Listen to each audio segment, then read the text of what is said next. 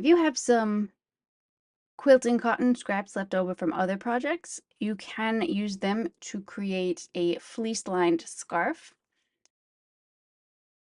So to start with, you just want to arrange your scraps of cotton. So you want to make sure that this collage is big enough that you can cut out two pieces that are 30 inches by 10 inches.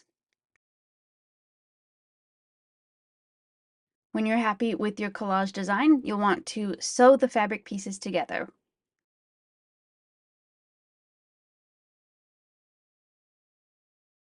Now you're going to cut two long rectangles from this scarf collage. Each rectangle should be approximately 10 inches by 30 inches.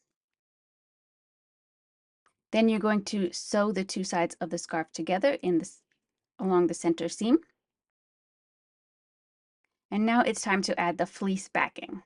Cut out a rectangle of fleece that is 60 inches by 10 inches, or use whatever measurements you want your final scarf to be. Then you want to sew the cotton scrap layer and the fleece layer together with right sides together. Leave a gap in the stitches somewhere along the center so that you'll be able to turn it to the right side. After sewing, you want to clip the corners and then turn the scarf to the right side through the gap.